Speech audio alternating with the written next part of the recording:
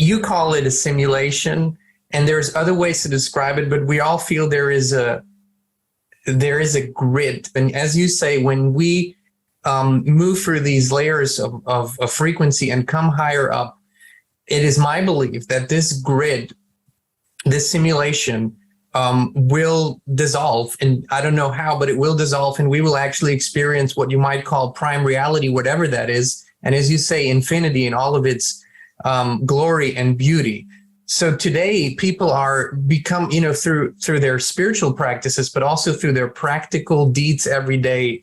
A lot of people, millions now, are looking for ways to make that happen in their own lives. And it is as much inner work as it is becoming self-sufficient, independent, reconnecting with what we perceive to be nature anyways, because it harmonizes us. At least it does it to me. It harmonizes me with the Great Spirit. Do you think that this reharmonization with nature as we perceive it, and the self-sufficient movement, people becoming, going back to more simpler ways of living, and community and family and local groups, do you think that this is a or the path? And do you see that being a viable solution for a future moving forward? I think that this simulation is what the Gnostics called back in the 400 AD and before in Egypt, and the writings have been found in Nag Hammadi in Egypt, about 80 miles north of Louxor, in 1945 in an earthen jar, which confirmed this. They believed that they talked about what they called a bad copy, that this world was a bad copy of prime reality.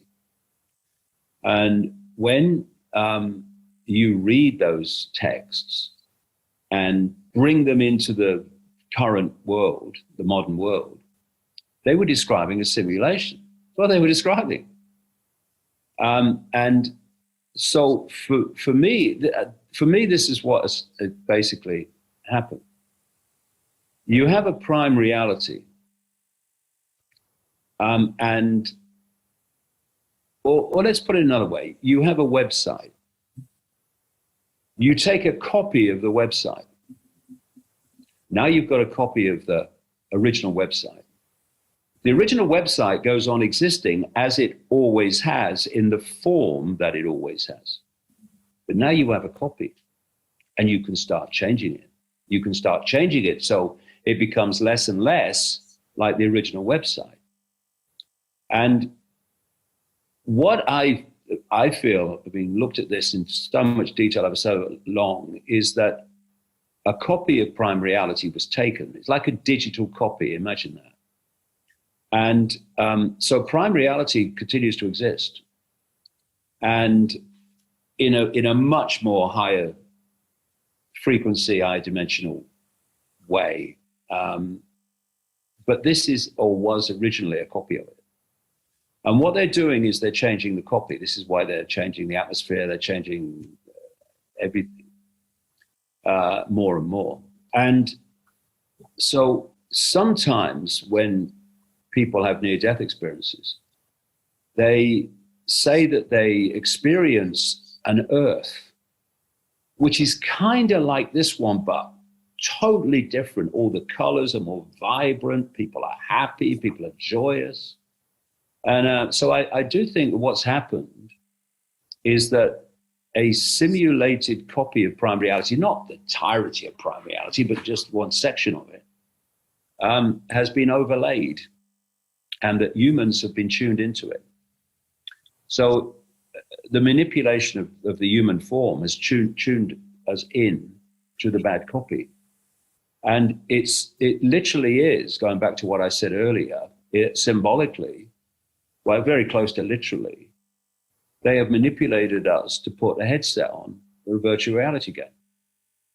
So imagine you're standing in prime reality and you've got a headset on. You're not experiencing prime reality. You're experiencing what the headset is feeding you as your reality, as your information of who you are, where you are, etc.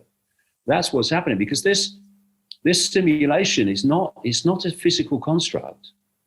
It's a information source. It's like a field of information, which we're constantly not just downloading, but interacting with, like an interactive cosmic Wi-Fi.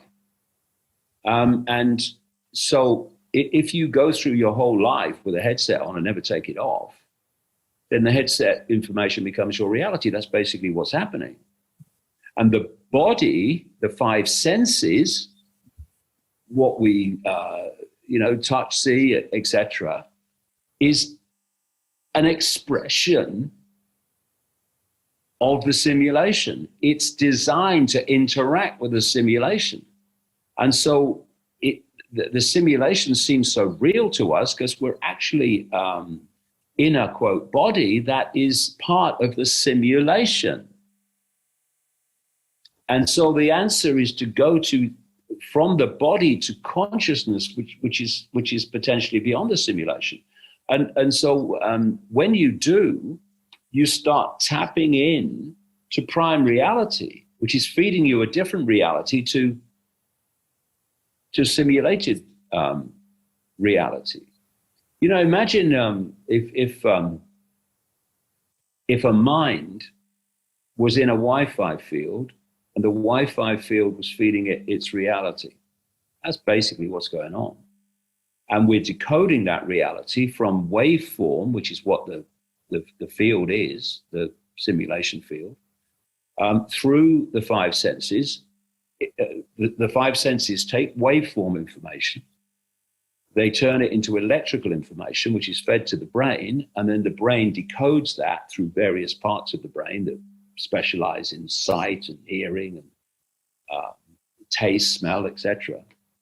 And the brain takes that electrical information and it decodes it into holographic information. So this external world that we experience is not external at all. It's all going on in here. And what's, if you like, external is the waveform field, which we are decoding into what seems to be an external world, but is actually not. If you look at a computer in a Wi-Fi field, what it's doing, it's taking information from a radiation field and it's decoding it and putting it onto the screen in a totally different form. That's what we're doing. That's how we decode the matrix. And where is the decoding going on? I'm looking at this screen now of this computer. It's not external to the computer, what I'm looking at. It's internal to the computer. So the computer is decoding the Wi-Fi field from a radiation form into pictures, graphics, words, etc., colors, inside the computer. That's what we're doing. And if you take the Matrix as a example, Matrix movies, when they enter the Matrix, they don't enter it with their bodies, they enter it with their minds. Their bodies stay outside the Matrix, that in their Matrix film symbolism. They put the probe in the back of the neck, actually in the reptilian brain area, and their mind goes into the Matrix, not their body. And I say in the book, I mean, this gets really deep, this bit. I say in the book that, you know, we think that those that believe in any kind of life beyond human, that we incarnate into the body. I say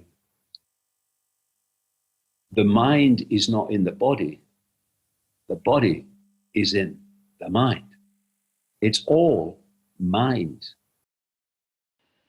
Tout au long de mon cheminement d'éveil, mon vrai moi, mon âme, a créé des situations très difficiles afin de me pousser, étape par étape, hors de l'illusion.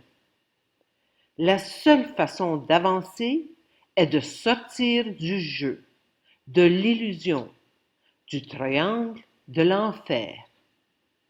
Le mal réussira-t-il à asservir l'humanité technologiquement? Ou une masse critique d'individus en éveil fera-t-elle le travail nécessaire sur une base individuelle et mettra-t-elle fin à cet asservissement total de l'humanité? J'ai consciemment choisi la spirale de vie de cristal, laissant derrière moi la spirale de mort de Fibonacci. Il n'existe aucune solution gouvernementale. Le cheminement de chaque individu est unique. La préparation interne est la clé.